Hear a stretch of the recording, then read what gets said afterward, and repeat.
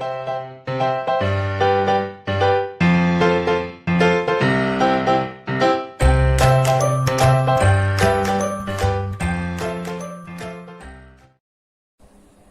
विद्यार्थी मित्रांनो, संजीवनी क्लासेस लोणेरेमध्ये आपलं सर्वांचं खूप खूप स्वागत.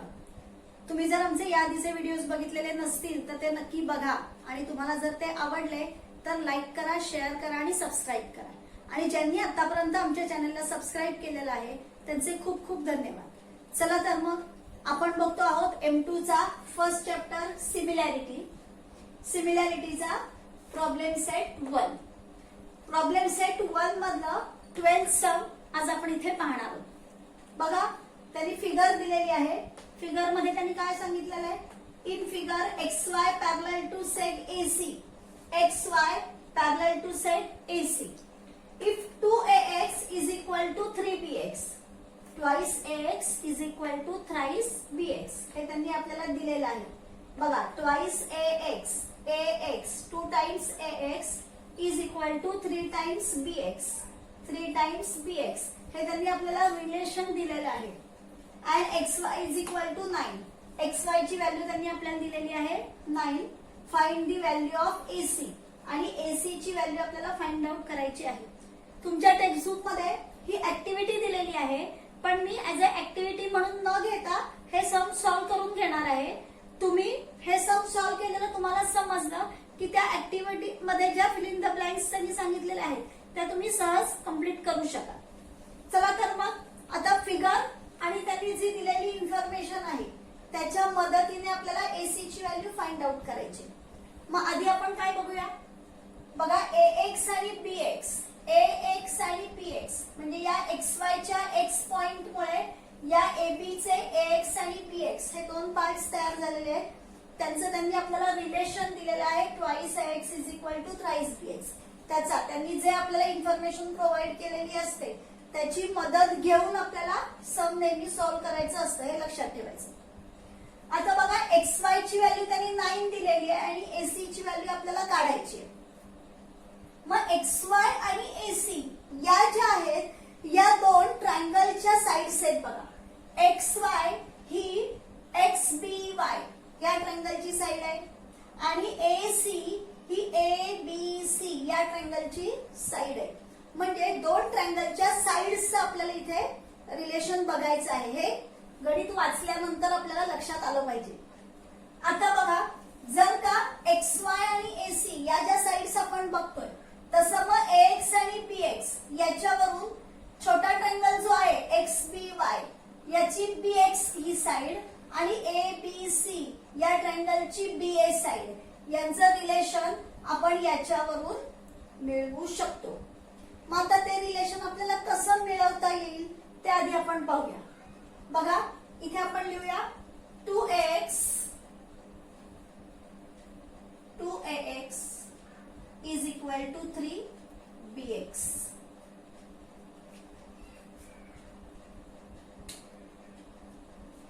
लिहूया आपण इथे गिवन.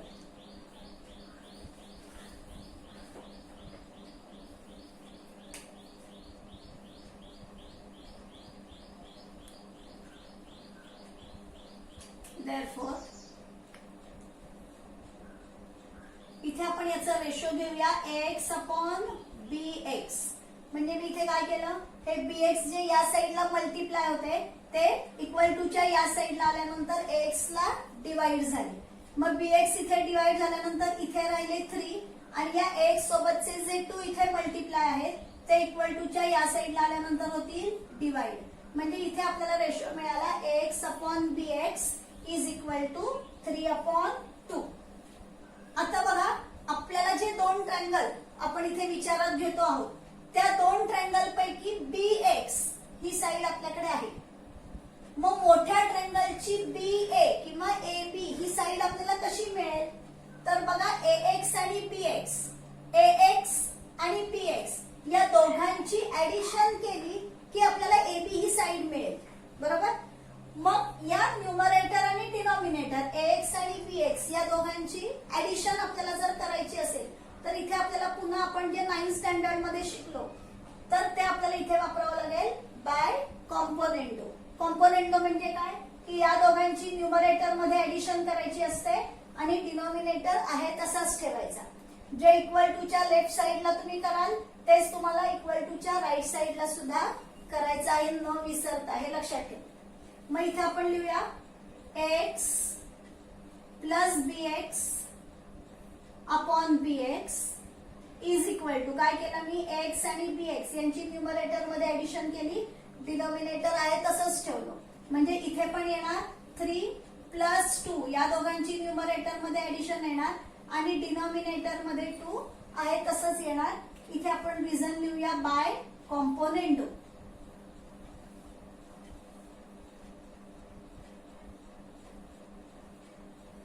मग आता एक्स आणि bx या दोघांची ऍडिशन केल्यानंतर इथे आपण लिहू शकतो ba किंवा ab, तुम्ही काही लिहू शकता.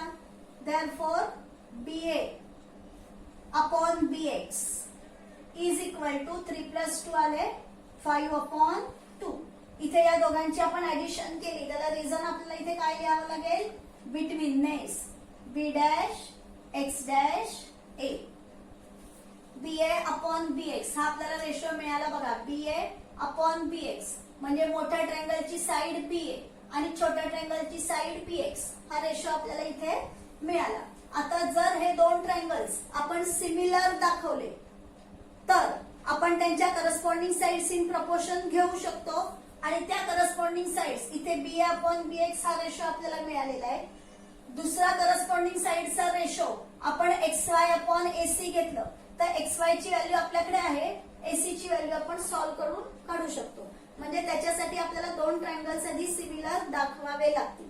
मग आपल्याला ट्रायंगल्स कसे सिमिलर दाखवता येतील, पुन्हा गिवन मध्ये जे आहे त्याचा आपण इथे वापर करू शकतो. xy पॅरलल टू ac, बघा xy ac ला पॅरलल आहे. समजा आपण ab ला किंवा bc तुम्ही कोणत्याही एका साइडला जर ट्रान्सव्हर्सल म्हणून घेतलं तर आपल्याला बघा हे मिळू शकतात करस्पॉन्डिंग अँगल्स. करस्पॉन्डिंग अँगलची एक पेअर आपल्याला कॉन्ग्रुएंट मिळेल. या ट्रान्सव्हर्सलला घेतलं तर करस्पॉन्डिंग अँगलची दुसरी पेअर तुम्हाला कॉन्ग्रुएंट मिळेल. a8 नी ट्रायंगल सिमिलर. समजा तुम्हाला ही ट्रान्सव्हर्सल घ्यायची नसेल तर बी अँगल जो आहे तो दोन्ही ट्रायंगलचा XBY आणि ABC दोन्ही ट्रायंगलचा बी हा अँगल कॉमन आहे आणि कॉमन अँगल आहे म्हणून सुद्धा तुम्ही ती सेकंड पेअर घेऊन a8 नी ट्रायंगल सिमिलर दाखवू शकता. मग आता इथे आपण लिहूया in triangle AXBY in triangle XBY and आपल्याला इथे BA रेशो आधी आहे ना, मग आपण मोठ्या ट्रायंगलचं नाव आधी लिहूया ABC. In triangle ABC and triangle XBY. मी का ABCचं नाव आधी लिहिलं, कारण तुम्ही ट्रायंगल सिमिलर दाखवल्यानंतर जेव्हा त्यांच्या साइड्स इन प्रपोर्शन लिहाल त्यावेळेला या रेशोचा तुम्हाला तिथे वापर करता येईल, म्हणून आपण ABC ट्रायंगलचं नाव आधी लिहिलं. In triangle ABC and triangle XBY इथे येईल angle ABC is congruent to angle XBY. Reason येईल इथे common angle.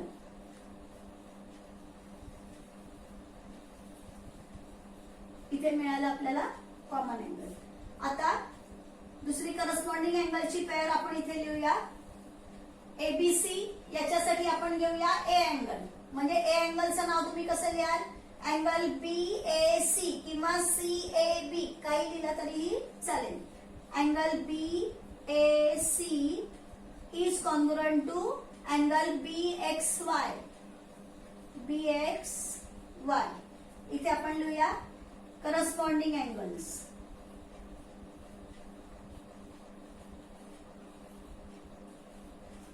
corresponding angles since XY parallel to AC. XY AC ला पॅरलल त्यांनी आपल्याला दिलेला आहे म्हणून आपल्याला तिथे करस्पॉन्डिंग अँगल्स मिळाले. म्हणून आता इथे आपण लिहूया A8 नी ट्रायंगल सिमिलर आले. Therefore triangle ABC is similar to triangle XBY. XBY अँगलच्या दोन पेअर्स आपण कॉन्ग्रुएंट दाखवल्या म्हणजे A8 नी ट्रायंगल सिमिलर आले. मग आता आपल्याला माहितीये triangle similar therefore their sides are in proportion. मग आता घेताना एक हा रेशो आपल्याला मिळेल असं बघायचं, BA अपॉन BX. म्हणजे आपण इथे करस्पॉन्डिंग साइडचा रेशो देऊया. Therefore BA upon BX is equal to, आणि दुसरं आपल्याला माहितीये XY ची व्हॅल्यू आपल्याकडे आहे, AC ची व्हॅल्यू आपल्याला काढायची आहे. म्हणजे इथे येणार AC upon XY is equal to AC upon XY. इथे रिझन येईल corresponding sides of similar triangles. तुम्ही फुल फॉर्म मध्ये ते लिहायचं आहे. मग आता आपल्याकडे BA अपॉन BX या रेशोची व्हॅल्यू आहे 5 अपॉन 2. मग ती व्हॅल्यू आपण इथे घेऊया. Therefore 5 upon 2 is equal to AC upon XY ची व्हॅल्यू आपल्याकडे आहे 9. इथे रिझन लिहूया. हा रेशो आपल्याला कुठून मिळाला? फ्रॉम 4 अँड XY ची व्हॅल्यू त्यांनी आपल्याला 9 दिलेली आहे. म्हणजे त्या दोन्हीचा वापर करून आपण इथे त्या व्हॅल्यूज पुट केल्या. म्हणून 5 upon 2 is equal to AC upon 9. आपल्याला AC ची व्हॅल्यू काढायची आहे. मग ज्याची व्हॅल्यू काढायची त्याला एकट्याला ठेवायचे. मग 9 इकडे डिवाइड आहेत, या साईडला आल्यानंतर ते न्यूमरेटर मध्ये मल्टिप्लाय होतील. म्हणजे इथे येणार 5 into 9 upon 2 is equal to AC. 5 9 जा 45. 45 upon 2 is equal to AC. आपल्याला माहितीये 2 ने डिवाइड केलं की आपल्याला हाफ व्हॅल्यू मिळते. मग 45 ची हाफ व्हॅल्यू येणार 22.5. 22.5 is equal to AC. That is AC is equal to 22.5. ही व्हॅल्यू आपल्याला मिळाली. त्यांनी तुम्हाला इथे म्हटले find the value of AC. म्हणून आपण आपलं फायनल आन्सर लिहूया. The value of AC is the value of AC is 22.5. हे आन्सर आपल्याला इथे मिळालं. ते फायनल आन्सर आपण बॉक्स मध्ये लिहिलं. आता याचा वापर करून तुम्ही तुमच्या ऍक्टिव्हिटी मध्ये ज्या फिल इन द ब्लँक्स असतील त्या सहज फिलअप करू शकता. या प्रॉब्लेम सेट मधलं लास्ट सम आपण बघूया आता. 13 सम काय दिलेले बघा त्यांनी. The vertices of square DEFG are on the sides of triangle ABC. Angle A is equal to 90 degree.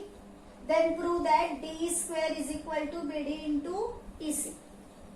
Vertices of square DEFG याचा अर्थ काय? DEFG हा जो त्यांनी दिलेला आहे हा स्क्वेअर आहे, हे नीट लक्षात घ्यायचंय. त्या स्क्वेअरचे जे व्हर्टायसेस म्हणजे आता या स्क्वेअरचे व्हर्टायसेस कुठले आहेत? D, E, F आणि G हे जे व्हर्टायसेस आहेत हे ट्रायंगल ABC च्या साइड्स वरती आहेत. अँगल A ट्रायंगल ABC चा अँगल A जो आहे तो त्यांनी आपल्याला 90 डिग्रीचा दिलेला आहे. आणि आपल्याला प्रूव्ह करायचं आहे DE स्क्वेअर. बघा DE square is equal to BD into EC is equal to BD into EC.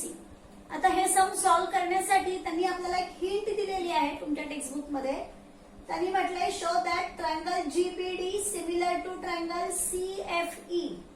Triangle GBD हा ट्रायंगल आणि ट्रायंगल CFE ट्रायंगल CFE हे जे दोन ट्रायंगल्स आहेत हे दोन ट्रायंगल्स त्यांनी आपल्याला सिमिलर दाखवायला सांगितलेले आहेत. आणि use GD is equal to FE is equal to DE. Use GD is equal to FE is equal to DE. आता हे तिन्ही त्यांनी इक्वल कसे दिलेले आहेत आपल्याला माहितीये की DEFG हा स्क्वेअर आहे. स्क्वेअर म्हटल्यानंतर त्याच्या ऑल साइड्स कॉन्ग्रुएंट असतात, बरोबर. म्हणजे याचा आपल्याला इथे वापर करायचा आहे. मग आपण इथे बघा GD DE आणि FE हे जे इक्वल आहेत याचा GF चा आपल्याला इथे नाही वापर करायचा आहे, पण GD FE आणि DE हे तीन साइड्स इक्वल आहेत याचा आपल्याला इथे वापर करून घ्यायचा आहे. आता हे दोन ट्रायंगल्स आपल्याला कसे सिमिलर दाखवता येतील म्हणजे आपल्याला सिमिलॅरिटीची कोणती तरी टेस्ट वापरावी लागेल. बरोबर. आता बघा, ट्रायंगल स्क्वेअर आहे म्हणजे स्क्वेअरच्या ऑपोजिट साइड्स पॅरलल असतात. म्हणजे डीई आणि जीएफ पॅरलल आहेत. मग जीएफ आणि डीई पॅरलल आहेत म्हणजे जीएफ आणि बीसी पॅरलल आले, कारण बीडीईसी हे सगळे एकाच लाईन वरचे पॉइंट्स आहेत. बरोबर. मग आता जीएफ आणि बीसी हे जर का आपण इथे पॅरलल घेतले, बघा जीएफ आणि बीसी हे जर आपण पॅरलल घेतले आणि त्यांची ए बी ही जर का ट्रान्सव्हर्सल घेतली तर जी आणि बी हे आपल्याला मिळत आहेत करस्पॉन्डिंग अँगल्स. बघा, जी अँगल म्हणजे ए जी एफ हा अँगल आणि इथे बी अँगल म्हणजे जी बी डी हा अँगल, हे दोन अँगल जे आहेत ते आपल्याला कॉन्ग्रुएंट मिळते. बरोबर. आता जर आपण ह्या दोन ट्रायंगल्सचा विचार केला तर त्याच्यामध्ये तुम्ही आणखीन एक काय पाहू शकता की GAF हा जो ट्रायंगल आहे, या ट्रायंगल मध्ये ए अँगल त्यांनी आपल्याला 90 डिग्रीचा दिलेला आहे. हा स्क्वेअर आहे म्हणजे स्क्वेअरचे अँगल्स 90 डिग्रीचे असतात, म्हणजे हे दोन 90 डिग्रीचे अँगल्स आहेत. मग त्याच्या जोडीला असणारे GDB आणि FEC हे सुद्धा त्यांचे लिनियर पेअर अँगल्स आहेत, म्हणजे ते दोघांचे मेजर पण येणार आहे 90 डिग्री. म्हणजे इथे तुम्ही हे जे दोन ट्रायंगल्स आहेत, हे दोन ट्रायंगल्स ए टेस्टने सिमिलर दाखवू शकता. आपल्याला अँगलच्या दोन पेअर्स इथे मिळालेल्या आहेत. बघा, एक इथे AGF आणि GBD ही करस्पॉन्डिंग अँगलची एक पेअर आपल्याला मिळते, आणि हा ए अँगल 90 डिग्रीचा आणि हा डी अँगल 90 डिग्रीचा, ही एक अँगलची पेअर आपल्याला कॉन्ग्रुएंट मिळते. म्हणजे या दोन ट्रायंगल्स मध्ये आपल्याला दोन अँगलच्या पेअर्स कॉन्ग्रुएंट मिळतात. म्हणजे ए टेस्टनी हे दोन ट्रायंगल्स सिमिलर येतात. बरोबर. तसंच तुम्ही हे दोन ट्रायंगल सुद्धा इथे सिमिलर दाखवू शकता. बघा, याच्यामध्ये पुन्हा जीएफ आणि बीसी तुमचे पॅरलल आहेतच, त्याच्यामध्ये एसी ही जर ट्रान्सव्हर्सल घेतली तर आता आपल्याला हा एफ आणि सी करस्पॉन्डिंग अँगलची पेअर मिळते.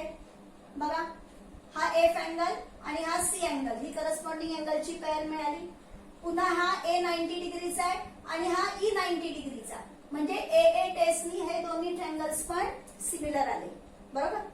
मग जर हे दोन्ही ट्रायंगल्स आपण या एकाच ट्रायंगल बरोबर सिमिलर दाखवू शकतो, म्हणजे हे दोन ट्रायंगल्स एकमेकांशी सुद्धा सिमिलर असणारच आहेत.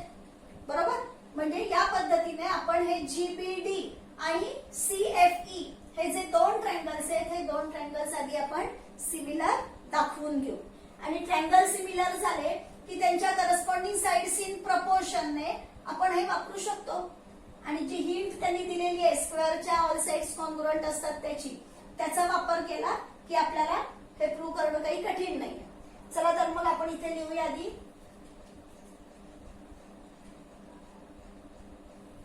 Quadrilateral DEFG is a square.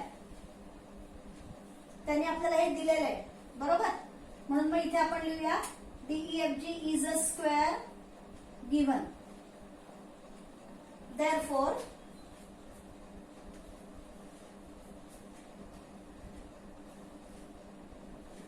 Square आहे म्हणजे त्याच्या ऑपोजिट साइड्स पॅरलल येणार, म्हणजे seg DE parallel to seg GF is parallel to seg DE.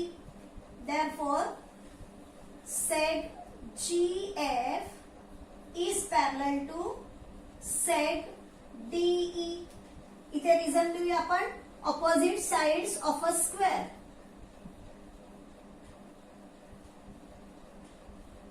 Opposite sides of a square. आणि जीएफ आणि डीई पॅरलल म्हणजे जीएफ आणि बीसी पॅरलल आले. Therefore, seg GF is parallel to seg BC. इथे आपण reason लिहूया because B dash D dash E dash C हे सगळे एकाच लाईन वरती आहेत. बरोबर ना. BDEC म्हणून आपण GF पॅरलल टू BC असं लिहू शकतो. आता for transversal parallel to BC. For transversal AB, for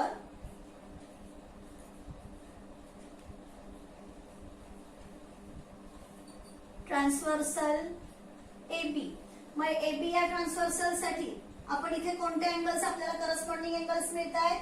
angle AGF. Angle AGF is congruent to angle GBD. Angle AGF is congruent to, आता मी याचं नाव GBD असं न लिहिता DBG असं लिहिते, म्हणजे ते नाव सिक्वेन्स नाही येईल. अँगल DBG कसा सिक्वेन्स? कारण A 90 डिग्रीचा अँगल आहे, मग मी A ने या अँगलच्या नावाची सुरुवात केली ना, म्हणून याचा जो 90 डिग्री D आहे त्या D ने मी अँगलच्या नावाची सुरुवात केली. G आणि B हे करस्पॉन्डिंग अँगल्स आपल्याला इथे मिळत आहेत, म्हणून मग इथे लिहिते मी corresponding angles test. Sorry, lines parallel म्हटल्यानंतर अँगल्स कॉन्ग्रुएंट असतील तर त्याला आपण म्हणतो करस्पॉन्डिंग अँगल्स थिअरम. टेस्ट नाही. टेस्ट केव्हा होते की जर angles congruent, corresponding angles congruent असतील तर लाईन्स पॅरलल, त्याला आपण करस्पॉन्डिंग अँगल टेस्ट असं म्हणतो. आणि इथे लाईन्स पॅरलल आहेत म्हणून आपण करस्पॉन्डिंग अँगल्स कॉन्ग्रुएंट दाखवले, याला म्हणायचं करस्पॉन्डिंग अँगल्स थिअरम. तुम्हाला थिअरम आणि टेस्ट याच्यामध्ये समजा कन्फ्युजन असेल तर तुम्ही तिथे करस्पॉन्डिंग अँगल्स असं लिहिलं फक्त तरीही चालेल. मग आता इथे लिहूया for transversal AC. For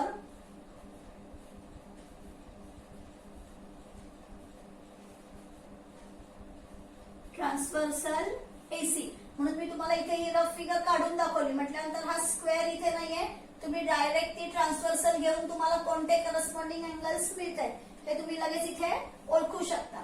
angle AFG म्हणजे इथे येणार angle AFG is congruent to angle. आता याचं जसं 90 डिग्रीच्या नावाने सुरुवात केली तसं इथे पण 90 डिग्रीने सुरुवात म्हणजे आपल्याला E ने सुरुवात करावी लागेल. Angle ECF is congruent to angle ECF. इथे पण रिझन येईल corresponding angles theorem.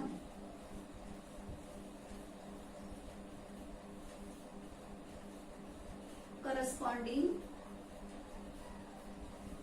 Angles theorem. आता या ज्या आपल्याला अँगलच्या पेअर्स हव्या होत्या, या अँगलच्या पेअर्स आपण कॉन्ग्रुएंट दाखवून घेतल्या. आता आपल्याला A टेस्टने ट्रायंगल सिमिलर दाखवायचे असतील तर आणखीन एक पेअर आपल्याला दोन्हीसाठी लागेल, बरोबर ना. म्हणून मग आता ही जी 90 डिग्री आहे, हे 90 डिग्रीचे अँगल्स आहेत ते आपण इथे लिहूया. मग मी लिहिते angle GDE is equal to angle GDE is equal to angle FED. FED is equal to 90 degree. काय यांचं मेजर 90 डिग्री येणार, कारण हे आहेत angles of a square. Angles of a square. Therefore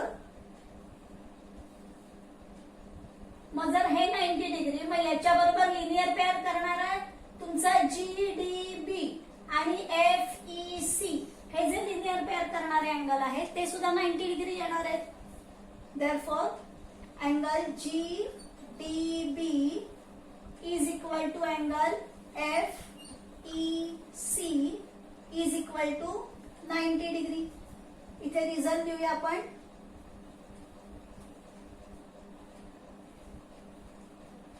linear pair angles.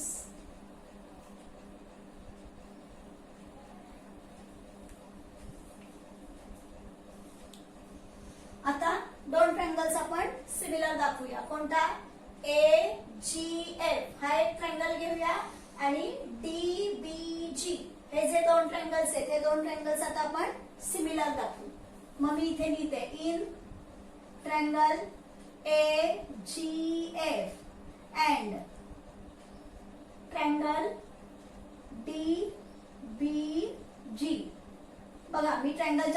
Sequence आपला perfect असला पाहिजे असं नेहमी सांगते. आणि म्हणून आपण इथे या फिगरवरून जे गिवन आहे त्याच्यावरून ही फिगर बघत असताना आधीच आपण इथे करस्पॉन्डिंग अँगल्सना खुणा करून ठेवल्या, म्हणजे तुम्हाला ट्रायंगलच्या नावाचं सिक्वेन्स लिहिताना अडचण होणार नाही. इथे 90 डिग्रीने सुरुवात केली, त्याच्यानंतर AGF, म्हणून मग इथे 90 डिग्री D ने सुरुवात केली, त्याच्यानंतर G चा करस्पॉन्डिंग अँगल B आहे म्हणून B आला, GDBG. ट्रायंगलच्या नावाचा सिक्वेन्स कसा घ्यायचा हे लक्षात आलंय सगळ्यांच्या, बरोबर ना. मग आता याच्यामध्ये आपण इथे लिहूया angle AGF is congruent to angle DBG. कुठे दाखवलंय बघा आपण इथे AGF congruent to DBG from 4, म्हणून मग इथे लिहूया आपण from 4.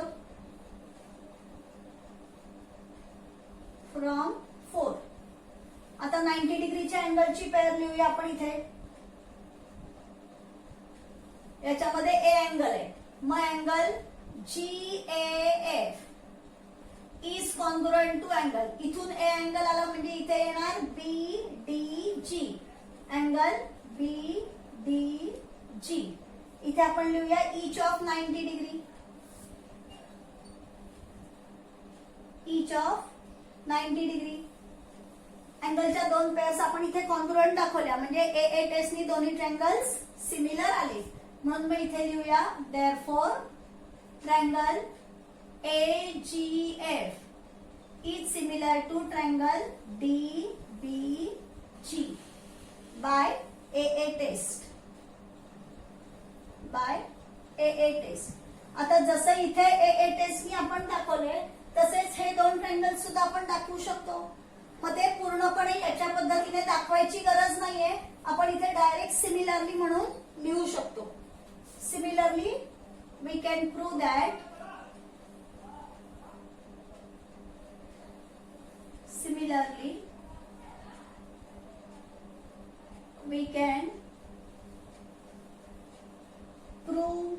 दॅट आता इथे ट्रायंगलच्या नावाचा सिक्वेन्स तुम्हाला परफेक्ट आला पाहिजे. AGF, पुन्हा इथे AGF याच ट्रायंगल बरोबर आपल्याला दाखवायचं आहे, बरोबर ना. मग इथे AGF बरोबर तुम्हाला कोणता सिमिलर दाखवायचा आहे, हा ट्रायंगल. मग इथे 90 डिग्रीने याच्या नावाची सुरुवात आहे म्हणजे याच्या नावाची सुरुवात तुम्हाला E ने करावी लागेल, E. त्याच्यानंतर G आहे तो याच्या बरोबर सिमिलर म्हणजे अँगल कॉन्ग्रुएंट दाखवलेला नाहीये, बरोबर ना. F दाखवलाय म्हणजे F आणि C, F जर का शेवटी आहे म्हणजे इथे C पण शेवटी आला पाहिजे, म्हणजे इथे आपल्याला लिहावं लागेल EFC. Triangle AGF is similar to triangle EFC. इथे लिहूया bye AA taste,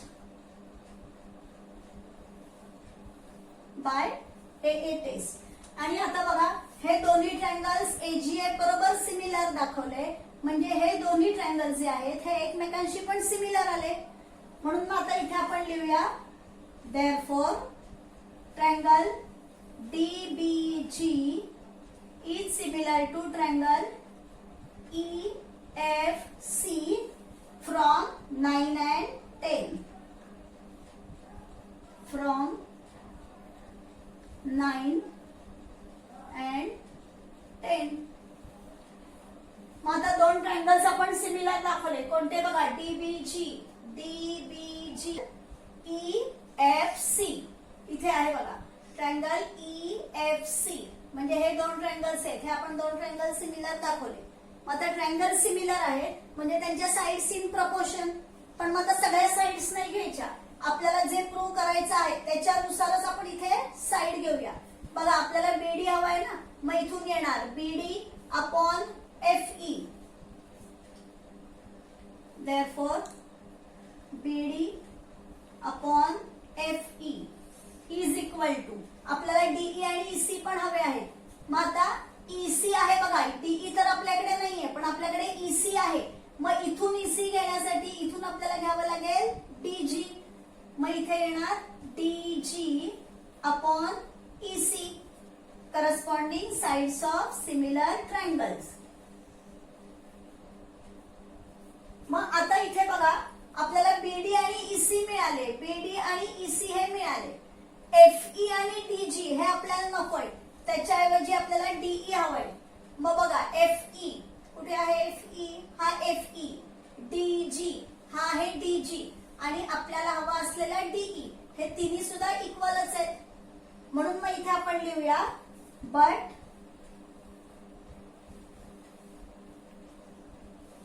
Fe is equal to DG. Fe is equal to DG is equal to DE. Sides of square आहेत या. Sides of a square म्हणजे हे सगळे equal आहेत ना, म्हणून मग आपण इथे Fe आणि DG, Fe आणि डीजी या दोघांच्याही जागेवरती आपण डीई ला लिहू शकतो. म्हणून मग मी इथे लिहिते BD upon DE is equal to DE upon EC from 12 and 13. From 12 and 13. लक्षात आले सगळ्यांना कसं आपण या दोघांना रिप्लेस केलं ते, कारण या तिन्ही सुद्धा स्क्वेअरच्या साइड आहेत. त्याच्यापैकी या ज्या दोन आहेत एफई आणि डीजी या आपल्याकडे आहेत, त्या दोन्हीला आपण डीई ने रिप्लेस केलं. म्हणजे आता इथे येणार ईसी जो आहे तो इथे या साइडला आल्यानंतर मल्टिप्लाय होणार, BD into EC is equal to DE ने डीई ला मल्टिप्लाय करायचं म्हणजे येणार डीई स्क्वेअर. दॅट इज हे आपल्याला इथे आन्सर मिळालंय, पण आपल्याला टू प्रूव्ह मध्ये त्यांनी ज्या पद्धतीने दिलेलं असेल त्याच पद्धतीने आपली लास्ट स्टेप आली पाहिजे. म्हणून आपण डीई स्क्वेअर ला आधी लिहूया. That is DE square is equal to BD into EC. म्हणजे आपलं प्रूफ या ठिकाणी कंप्लीट झालं. आणि जसं आपलं हे प्रूफ कंप्लीट झालं तसंच आपला हा प्रॉब्लेम सेट जो आहे सिमिलॅरिटीचा, हा प्रॉब्लेम सेट सुद्धा आपला कंप्लीट झालेला आहे. पुन्हा आता नवीन व्हिडिओमध्ये आपण एखादा नवीन चॅप्टर घेऊन भेटूया.